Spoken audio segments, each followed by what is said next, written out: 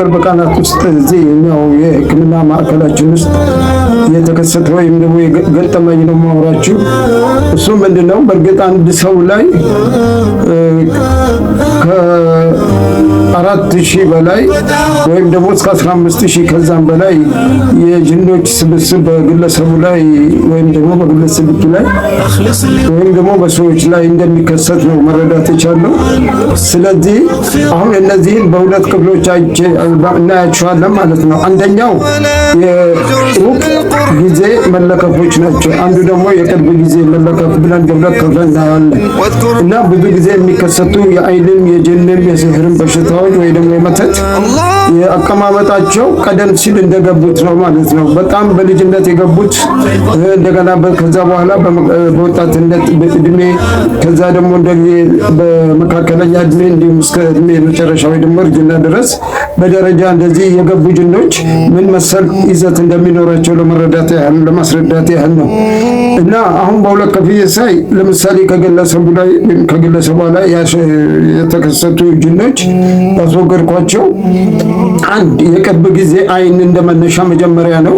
እሱም በምትኖርበት ወይ በሚኖርበት ሰፈር አካባቢ ነው ይሄ ነገር የተከሰተው እና መንደሩ ላይ አንድ ክፉ አይን ያለበት ግለሰብ እንዳለና የዛን ግለሰብ ስም ወይም ደግሞ ማንኛውንም ማህበረሰብ እንደበላ ነው የሚገልጽብን እና እዛ ሰፈር የተከሰተው ችግር ከብዙ ሰዎች ላይ መረዳት ችያለሁ እና የቅርብ ጊዜ አይኑ ይሄ መጀመሪያ ሰፈር ያለው ማለት ነው እና እሱን በመቅራት መድኃኒት በመስጠት እንዲወገድ አደረግኩት ማለት ነው።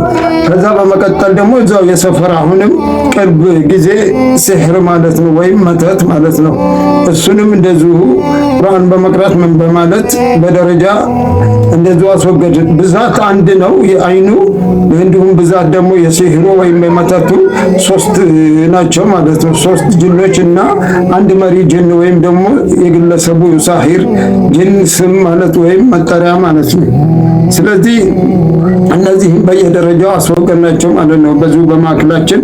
ከዛ ደግሞ እዛች ግለሰብ ቤት ወይም ደግሞ እዛች ግለሰብ ቤት የግለሰቧ ቤት ውስጥ ጅኖችን በነዋሪነት የሚኖሩ ጅኖች አሉ ወይ ቀደም ሲል በመንደሩ የገቡ ነበሩ። እነሱ እዛ ቤት ከሰሩም በኋላ ጅኖቹ የመኖር እድላቸው ይቀጥላል ማለት ነው። ስለዚህ በተደጋጋሚ እንደሚለፏት ነው እና እነሱን ደግሞ በተከታይ ቤተሰቡ እንዲወገዱ የጅኖቹ ማዕከል ማለት በሽንት ቤት መኖሪያቸው እንዲወገዱ አደረግን።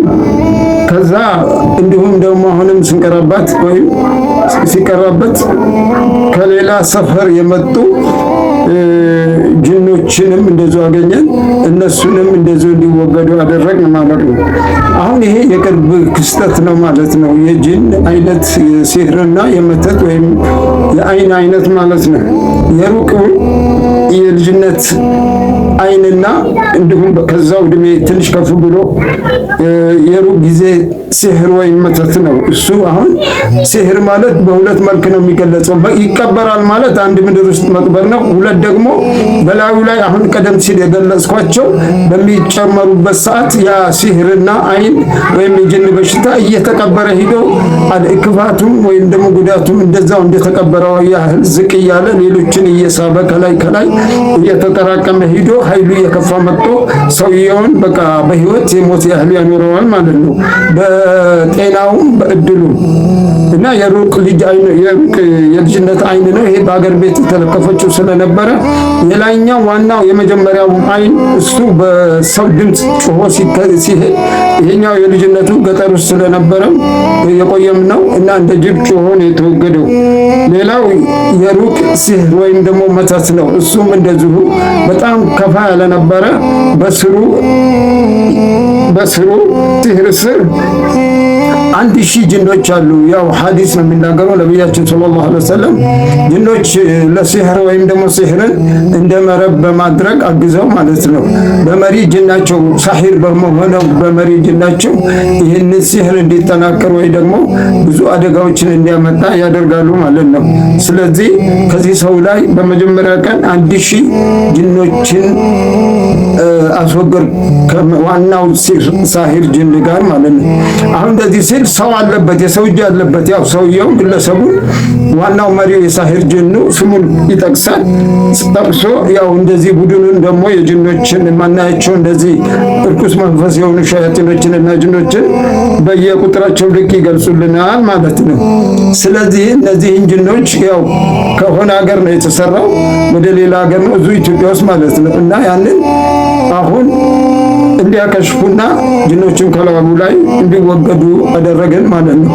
ሌላው ከዚሁ ጋር በተያያዘ በአጋጣሚ እነዚህ ሳሂር ጅኖች የሲህር ተሳታፊ ጅኖች እና ዋናውም ሳሂር ጅን ከዚህ ድርጊት ወይም ከማህበረሰብ ወይ ከሀገር ከአካባቢ እንዲወገድ ለማድረግ ትክክለኛ ሃይማኖትን ማስያዝ ጥሩ ነውና ባደረኩላቸው ጥያቄ እንዲሰልሙ ሆነዋል ማለት ነው። 1000ዎቹ ከመሪያቸው ጋር ማለት ነው ሰልመው ያው የቦታ ለውጥ ደግሞ ማድረግ ይወደዳል።